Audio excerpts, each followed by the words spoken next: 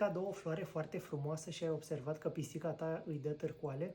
Nu este deloc bine și trebuie mutate imediat într-un loc în care să nu aibă acces. Haideți să vedem de ce. Plante de apartament care sunt extrem de toxice.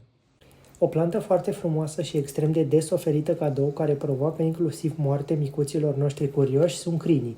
Toate părțile plantei sunt extrem de toxice, frunze, petale, polen, chiar și apa din vază, provocând insuficiență renală acută fulminantă.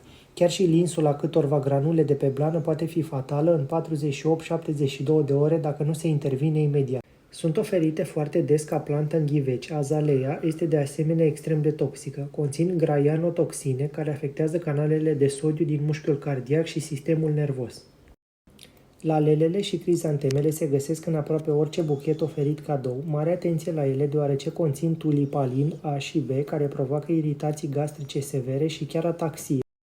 O plantă foarte des oferită cadou, care se găsește în multe case, este calancioia. Acestea conțin glicozide cardiace, care pe lângă semnele gastrointestinale poate afecta direct inima animalului, chiar ducând până la colaps cardiovascular dacă este consumat în cantități mari. Se întâmplă ca animăluțul tău să ingere una din aceste plante toxice, cel mai la îndemână antidot este cărbunele medicinal. Administrați cât mai repede cu putință de când suspectați că animalul dumneavoastră a ingerat toxicul respectiv. Cărbunele medicinal activ administrat înainte de absorbția toxicului poate face diferență între viață și moarte. Ai primit vreodată cadou una din aceste plante? Știai ce poți face până ajungi la medicul tău veterinar?